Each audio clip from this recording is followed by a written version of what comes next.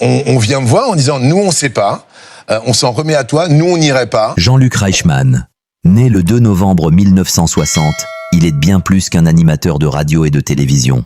Il est une institution, une respiration quotidienne, une énergie vibrante qui a su transformer le simple divertissement en rendez-vous national. Depuis des années, il règne avec élégance sur le plateau des Les 12 coups de midi, diffusé sur TF1. Midi sonne, et avec lui s'ouvre un théâtre d'émotions. Rire, suspense, surprise, révélation. Jean-Luc Reichmann n'y est pas seulement le maître du jeu. Il en est l'âme, le chef d'orchestre, le confident des candidats, l'éclat humain qui donne à chaque échange une profondeur inattendue. Mais derrière les sourires, derrière la chaleur et la bienveillance qui ont forgé sa réputation, se cache parfois une intensité plus sombre, plus rare, presque insaisissable. Car l'homme, aussi solaire soit-il, demeure profondément attaché à des valeurs qu'il défend avec une ardeur presque sacrée, le respect, l'honnêteté, la loyauté. Et c'est dans ce contexte qu'un jour, à la surprise générale, son regard a changé. Face à lui se tenait un candidat brillant, admiré, devenu au fil des semaines une figure familière du public. Émilien. Intelligence fulgurante, culture impressionnante, sang-froid remarquable. Émilien incarnait l'excellence académique et la persévérance. Il fascinait, il dominait le jeu avec une aisance presque déconcertante. Les téléspectateurs l'applaudissaient, les réseaux sociaux s'enflammaient. Jean-Luc Reichmann, fidèle à sa nature, l'a accompagné avec enthousiasme, saluant son parcours, valorisant son travail, mettant en lumière sa jeunesse prometteuse. À l'écran, l'alchimie semblait évidente. Une transmission symbolique, l'expérience face au talent émergent, le mentor face au prodige. Pourtant, dans les coulisses d'une mécanique télévisuelle bien huilée, une tension insidieuse s'est installée. Les rumeurs ont commencé à circuler. Des murmures à peine audibles, mais suffisamment persistants pour troubler l'atmosphère.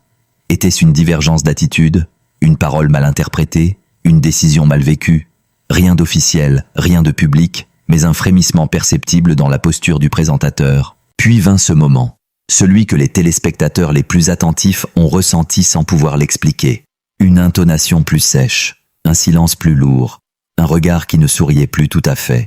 Jean-Luc Reichmann, d'ordinaire si prompt à désamorcer les tensions par une plaisanterie, laissait apparaître une fermeté inhabituelle. Il aura fallu du temps avant qu'il ne rompe ce silence. Avec la retenue et la dignité qui le caractérisent, il a fini par évoquer, à demi-mot, une déception. Non pas une colère spectaculaire, non pas un éclat dramatique, mais une blessure plus profonde, celle qui naît lorsque la confiance vacille. Car pour lui, le plateau n'est pas un simple décor, c'est un espace sacré, un lieu de respect mutuel, un engagement partagé entre celui qui anime et celui qui participe. « Je donne tout », aurait-il confié avec gravité. « Je m'investis humainement. Quand quelque chose me touche, cela me touche vraiment. » Ce n'était pas l'animateur qui parlait, c'était l'homme. Et c'est là que la situation prend toute son intensité. Car la colère de Jean-Luc Reichmann n'est pas explosive. Elle est silencieuse, elle est intérieure, elle est celle d'un professionnel passionné qui refuse de transiger avec ses principes. Lorsqu'il estime qu'une ligne invisible a été franchie, il ne crie pas, il se ferme. Et cette fermeture est plus impressionnante qu'un éclat de voix. « Je ne pardonne pas tout », aurait-il laissé entendre dans un murmure lourd de sens. Ces mots, rares dans sa bouche, ont résonné comme un séisme discret. Jamais il n'avait laissé transparaître une telle inflexibilité. Jamais il n'avait semblé aussi résolu. Pour un homme qui a bâti sa carrière sur la bienveillance et l'inclusion, cette position ferme révélait l'importance de l'enjeu. Ce que cette situation révèle, au-delà des faits eux-mêmes, c'est la stature morale de Jean-Luc Reichmann. Il ne cherche ni le scandale, ni la polémique. Il protège ce qu'il considère comme essentiel, l'intégrité du jeu, la sincérité des échanges, le respect des équipes qui œuvrent dans l'ombre. Son parcours parle pour lui. Des décennies de travail acharné, des épreuves personnelles surmontées avec courage, une proximité sincère avec le public. Il a traversé les modes, les transformations du paysage médiatique, les critiques parfois injustes. Et toujours, il est resté debout, droit, fidèle à lui-même. Sa colère, si colère il y a, n'est pas celle de l'ego. C'est celle d'un homme qui protège un héritage, un programme devenu mythique, une relation tissée jour après jour avec des millions de Français. Dans cette histoire, il n'y a ni héros ni vilain caricatural. Il y a des sensibilités, des attentes, des malentendus peut-être. Mais ce qui domine, c'est la grandeur d'un animateur qui assume ses émotions au lieu de les dissimuler derrière un masque permanent. Jean-Luc Reichmann a toujours prôné l'authenticité. Sur son plateau, il célèbre les parcours atypiques, soutient les causes sociales, donne la parole à ceux qui doutent. Il transforme un quiz télévisé en espace d'humanité. Alors quand il évoque une blessure, ce n'est pas un simple épisode médiatique. C'est une fracture intime. Ce qui fascine, c'est cette dualité. La lumière et la fermeté. Le sourire et l'exigence. L'homme chaleureux et le professionnel intransigeant. Il n'a pas besoin d'élever la voix pour imposer le respect. Son silence suffit. Et c'est peut-être là que réside le véritable sommet dramatique de cette affaire. Comprendre que derrière l'animateur adulé se tient un homme de conviction. Un homme qui, lorsqu'il estime que ses valeurs ont été ébranlées, peut décider, avec une détermination calme, de ne pas revenir en arrière. Dans un monde médiatique souvent avide de scandales tapageurs, Jean-Luc Reichmann choisit une autre voie. Celle de la dignité. Pas de règlement de compte public, pas d'accusations spectaculaires, juste une ligne tracée, nette, assumée. Cette posture renforce encore son aura. Elle rappelle que la popularité ne signifie pas faiblesse, que la bienveillance n'exclut pas la fermeté, qu'un sourire peut cohabiter avec une colonne vertébrale solide. Et si cette révélation a suscité tant d'émotions, c'est parce qu'elle dévoile une facette plus rare de l'homme que nous croyons connaître. Elle humanise encore davantage celui que beaucoup considèrent déjà comme un pilier du paysage audiovisuel français. Jean-Luc Reichmann n'est pas seulement un animateur. Il est une voix familière qui accompagne les repas, un regard complice qui traverse l'écran, un symbole de constance dans un monde en perpétuel mouvement. Sa réaction, aussi surprenante soit-elle, ne fait que souligner l'intensité de son engagement. Car au fond, ce qui se joue ici dépasse une simple tension entre un présentateur et un candidat. Il s'agit d'une question de valeur, de fidélité à soi-même, d'exigence morale. Et lorsque Jean-Luc Reichmann affirme qu'il ne pourra jamais pardonner, ce n'est pas un caprice. C'est l'expression d'une ligne rouge invisible, tracée au nom d'une éthique qu'il défend avec passion depuis plus de 30 ans. Voilà ce qui rend cette histoire si captivante. Ce mélange d'ombre et de lumière, cette tension contenue, cette grandeur silencieuse. Et pourtant, plus les jours passaient, plus l'atmosphère semblait chargée d'une électricité presque imperceptible. Sur le plateau dès les 12 coups de midi, chaque regard, chaque pause, chaque sourire prenait une dimension nouvelle. Le public, fidèle et attentif, scrutait le moindre détail. Était-ce une simple impression? Ou bien quelque chose de plus profond était-il en train de se jouer sous les projecteurs de TF1? Jean-Luc Reichmann, d'ordinaire si spontané, laissait transparaître une retenue inhabituelle. Non pas une froideur, non pas une distance calculée, mais une forme de gravité. Comme si chaque mot était désormais pesé avec une précision chirurgicale. Comme si l'expérience de toute une vie lui dictait une prudence nouvelle. Car il faut comprendre une chose. Jean-Luc Reichmann ne joue pas un rôle.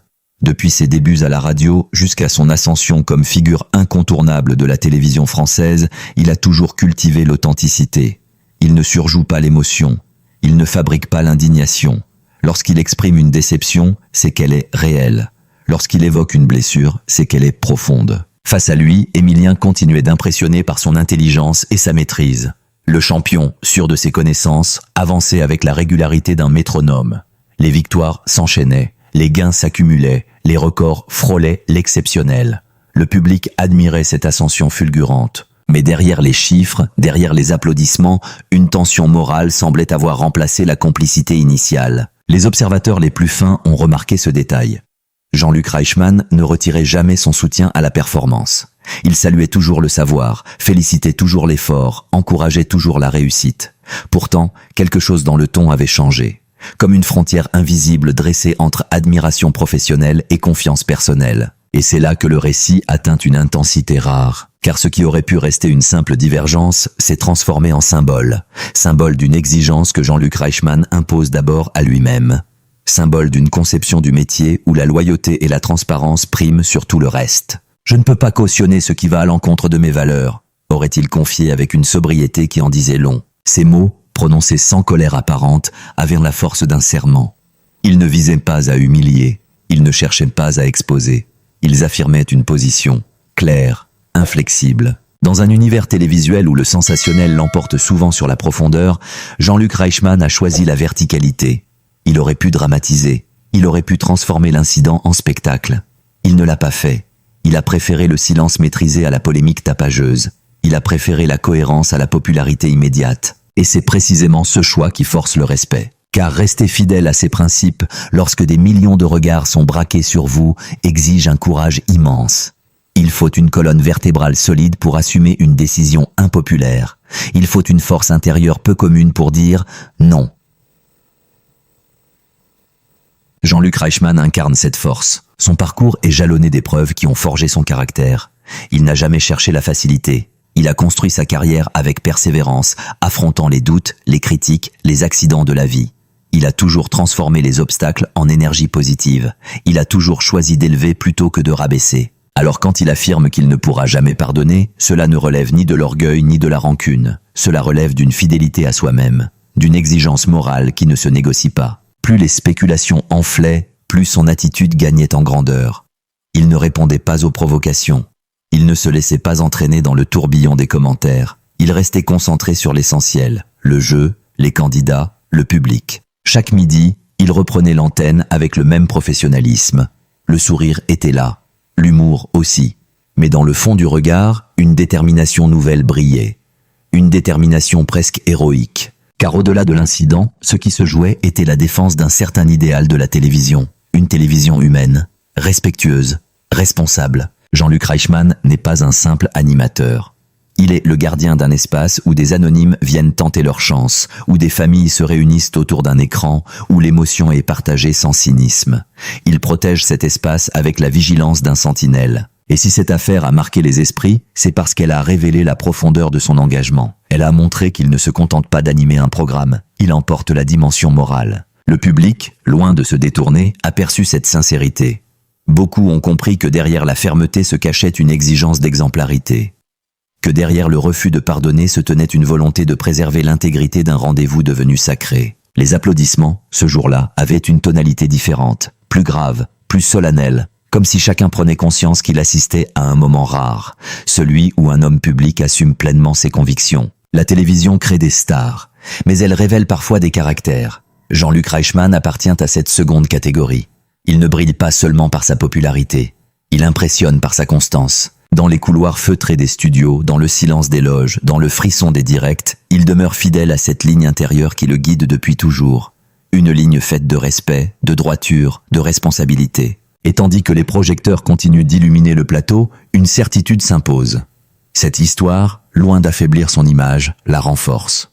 Elle rappelle que la bienveillance n'exclut pas la fermeté, que la générosité n'implique pas l'oubli des principes. Jean-Luc Reichmann avance, imperturbable, porté par des décennies d'expérience et par l'affection d'un public qui reconnaît en lui bien plus qu'un animateur.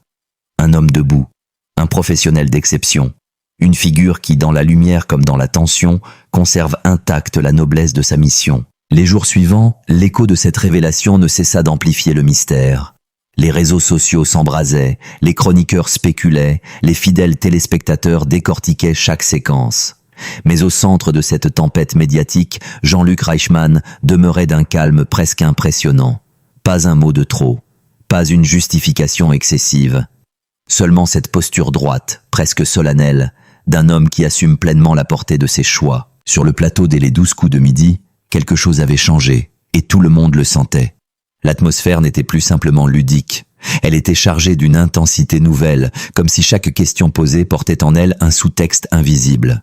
Chaque silence semblait plus dense, chaque échange plus scruté. Et pourtant, jamais le professionnalisme ne vacilla. Jean-Luc Reichmann continuait d'accueillir les candidats avec cette chaleur légendaire qui a fait sa renommée. Il plaisantait, il encourageait, il racontait des anecdotes avec la vivacité d'un conteur chevronné. Mais derrière cette maîtrise parfaite de l'antenne, une détermination silencieuse affleurait. Une détermination qui ne cherchait ni l'approbation ni la compréhension universelle. Face à lui, Émilien poursuivait son parcours impressionnant. Chaque victoire ajoutait une ligne supplémentaire à un palmarès déjà spectaculaire. L'admiration du public restait intacte, les performances intellectuelles forçaient le respect. Mais entre les deux hommes, la distance semblait désormais irréversible. Ce n'était pas un conflit ouvert, c'était plus subtil, plus profond, une fracture invisible née d'un événement dont les détails demeuraient volontairement flous. Et c'est précisément cette retenue qui rendait la situation si fascinante. Car Jean-Luc Reichmann aurait pu exposer les faits. Il aurait pu lever le voile, nommer, expliquer, clarifier. Il a choisi l'inverse. Il a choisi la discrétion. Non par faiblesse, mais par grandeur. Il y a des choses que l'on garde pour soi, aurait-il glissé avec une gravité qui glaçait le plateau. Ces mots résonnaient comme un code d'honneur. Il traduisait une vision du métier où la dignité prime sur le sensationnel, où l'on protège les personnes autant que l'institution, où l'on préfère la pudeur à l'exposition. Dans un univers médiatique souvent avide de révélations fracassantes, ce choix prenait des allures de résistance. Une résistance noble, presque chevaleresque. Jean-Luc Reichmann n'a jamais cherché à écraser qui que ce soit. Son autorité ne repose pas sur la domination, mais sur le respect. Et c'est précisément parce qu'il respecte profondément son public qu'il refuse d'alimenter la polémique. Il connaît la puissance de la télévision.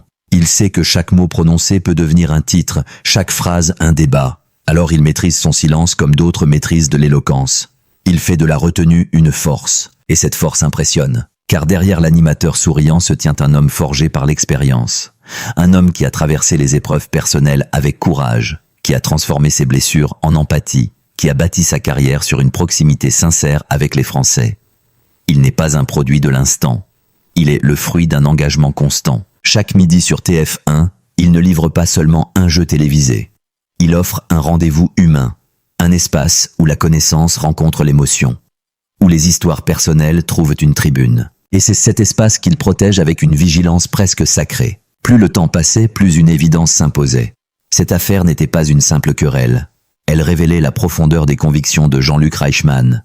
Elle mettait en lumière une dimension souvent méconnue de son caractère, une intransigeance morale lorsque ses valeurs sont mises à l'épreuve. Ceux qui le connaissent savent qu'il est d'une fidélité rare, fidèle à ses équipes, fidèle à son public, fidèle à lui-même. Lorsqu'il accorde sa confiance, il le fait pleinement. Mais lorsque cette confiance vacille, la blessure est à la hauteur de l'engagement initial. Il ne s'agit pas d'orgueil, il s'agit d'intégrité. Et dans cette tension contenue, quelque chose de profondément admirable se dessine.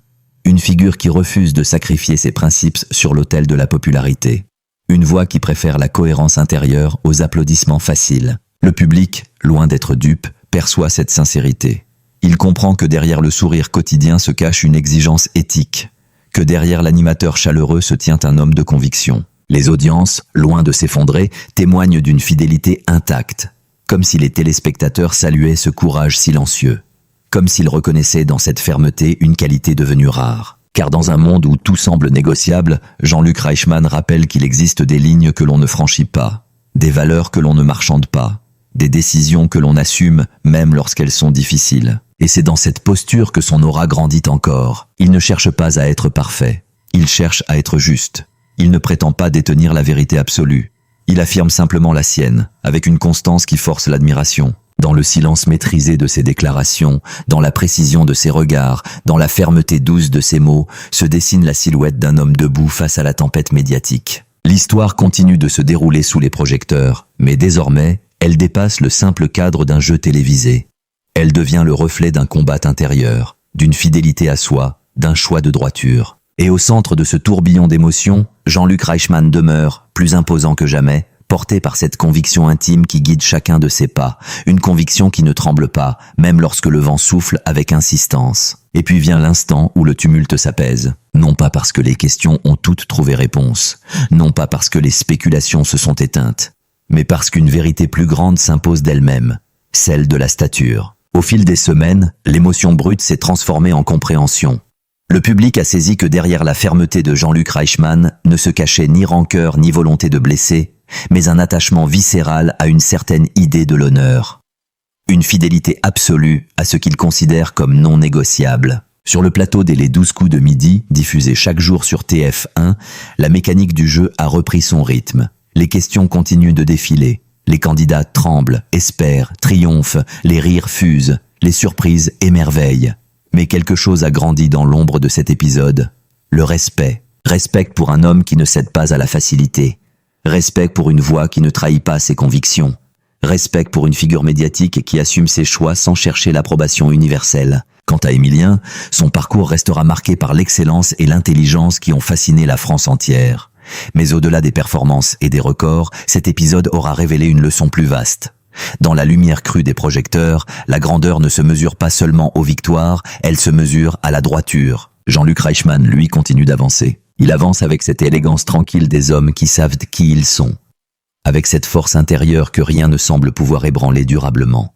Il avance porté par des millions de regards qui, chaque midi, retrouvent en lui un repère, une constance, une présence. Car au fond, ce qui fait la grandeur d'un animateur, ce n'est pas uniquement son talent à captiver. C'est sa capacité à incarner des valeurs, à tenir une ligne, à rappeler par son attitude que la télévision peut encore être un espace d'intégrité. Dans un monde avide de scandales éphémères, Jean-Luc Reichmann choisit la profondeur plutôt que le fracas. Il choisit la cohérence plutôt que la complaisance. Il choisit de rester fidèle à lui-même. Et c'est peut-être là, dans cette fidélité inébranlable, que réside la véritable apothéose de cette histoire. Celle d'un homme qui, face aux tensions, ne s'effondre pas, ne s'emporte pas, mais s'élève. Un homme qui transforme l'épreuve en affirmation. Un homme qui rappelle, jour après jour, que la lumière des projecteurs n'a de sens que lorsqu'elle éclaire une conscience droite. Et tandis que le générique retentit, que les caméras s'éloignent et que le silence retombe sur le plateau, une certitude demeure. Jean-Luc Reichmann n'est pas seulement un visage familier de la télévision française, il est une voix, une force, une stature. Et cette stature, forgée dans la loyauté et la dignité, continue de rayonner bien au-delà de l'écran.